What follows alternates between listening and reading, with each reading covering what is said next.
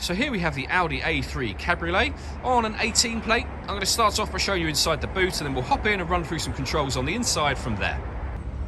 As we approach the back of the car, you can see we have plenty of boot space, especially for a convertible. The roof occupies the section inside here, so you have all of this space underneath there.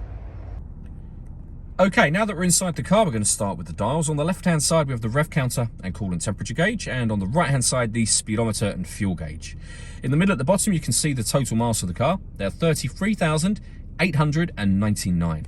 You can change the information that's displayed above that for various different bits of info. We're on the kind of driving data menu at the moment, but there are other menus available as well. So you've got satellite navigation, your kind of vehicle information. You've also got an audio menu there as well.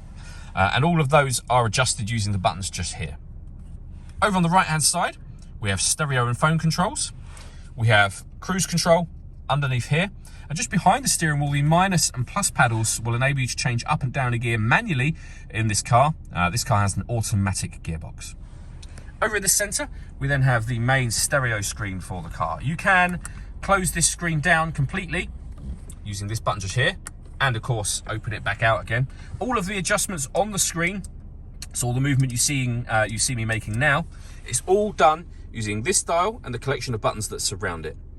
So for example, you can turn the dial to highlight radio, push the dial down, we're now in the radio menu. From there we can use the dial to skip back a step, and you'll see all the different ways in which you can listen to the radio highlighted here. We can also go back to the main menu. We can go and listen to our own music. Again, all of this that I'm doing is all being done using the dial. Plenty of ways to listen to your own music as well. CD player, SD memory card input, USB, auxiliary input, and Bluetooth audio as well. So, I say, loads of ways to listen to your music in this car. We have our telephone you can pair from here, and satellite navigation you can access through there. There's a video showing how that works on our website, and also on our YouTube channel as well. Working our way down, we have the button that turns the screen off, as I showed you a moment ago. This one here will change the driving setup of the car. So you can put the vehicle into efficiency, comfort, auto, dynamic, and individual from here. This one will turn off the traction control. We have hazard warning lights there. And this one turns off the stop and start. This car is designed to cut out when it's stationary in traffic to save you fuel. The system is off when the light shows. We then have dual zone climate control. So you can adjust the driver and passenger temperature. You can increase and decrease the fan speed. When you're happy with those settings, this button turns your air conditioning off in this case, back on again. Or hit auto. The car will now take control of the fan speed and the direction of the air to maintain those temperatures you've asked for. Any manual adjustment will override that straight away again. We've also got heated driver and passenger seats, both with 3 different heat settings each. A 12-volt charging socket. The gear lever for the fully automatic gearbox. Volume for the stereo. The buttons I went through just a moment ago.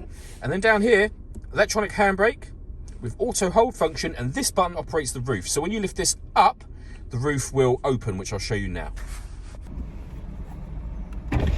So lift your finger up on the button, the windows will all go down ever so slightly, enough to just be able to release the roof from the position that it's sat in.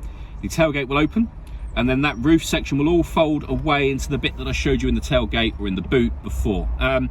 Very quick, as you can see, when the tailgate comes down, all 4 windows will then go up to their original position.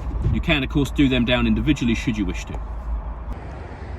All that leaves me to say is thank you for taking the time to watch this video. If you'd like to come and see the car in person and have a test drive, please feel free to call any of our MJA sites. We'd love to hear from you soon.